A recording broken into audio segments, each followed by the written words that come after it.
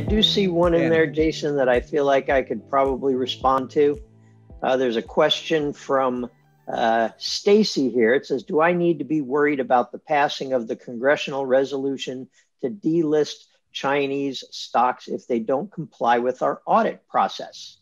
And I actually just covered that this morning. Essentially, what has happened is the Senate, or earlier this year, passed the Holding Foreign Companies Accountable Act. And that was taken up by the House of Representatives. Both of those bodies of Congress passed that bill unanimously.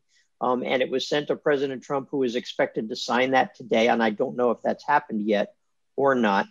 But essentially what this bill would do is it would require foreign companies to submit to the same accounting disclosures that are required of US companies. And additionally, they would have to certify that they are not owned or controlled by a foreign government. And then finally, one of the provisions is that in addition to making those statements, they would have to back that up by having their audits checked by the Public Company Accounting Oversight Board, which is the same government regulator that checks the audits of US companies. Now, there's been a lot of press about this. It's actually something that's been, in the works for years. And I wrote about the it Senate. earlier. You go back to May. The measure was passed by the Senate, right? So this has been this isn't new news, but the fact that it's finally about to be signed into law is it's a big deal, right? And I would say this. The SEC, the Securities and Exchange Commission in the US, is already laying the groundwork, and they are preparing the regulations that would follow on this law once it takes effect. And what they're going to do is it's going to take about a year before they can put forward these regulations. They have to propose the regulations. They have to ask for public comments. They have to put it out there. They have to vote on it and then finally issue the regulations. So it's going to be some time.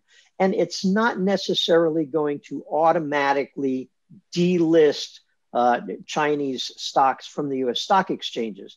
Essentially, what they're going to do is they're going to require of these companies that they submit to the US audit process.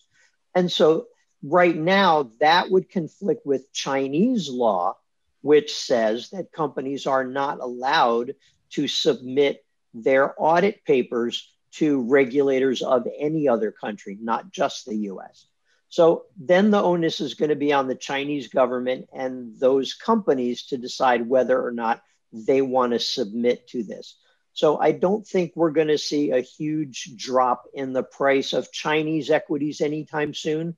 But this is something that has been going on for some time. It's probably still going to be another year before we see the final regulations.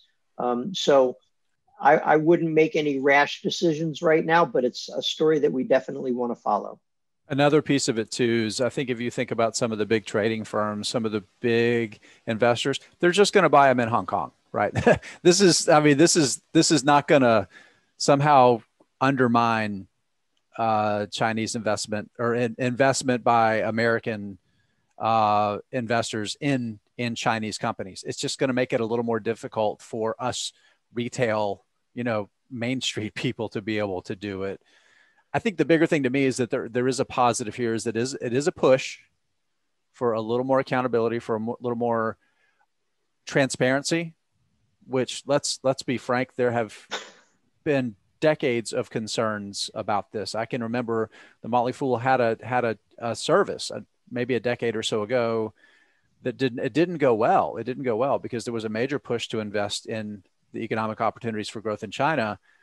And it was just so difficult to really vet those companies. Ian, I would really be interested to hear your perspective on this, and as in terms of a Canadian investor, on the Toronto Exchange. Obviously, it's a different situation when it comes to investing in Chinese companies.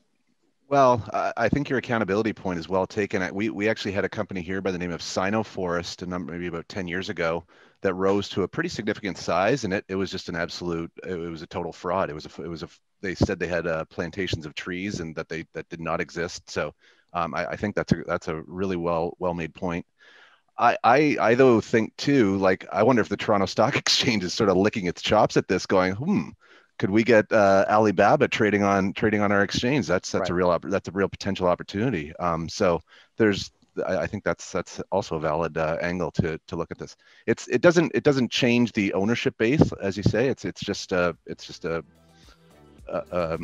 medium that needs to be sort of circumvented to continue on. Yeah, I think that's the big take for me. It really is.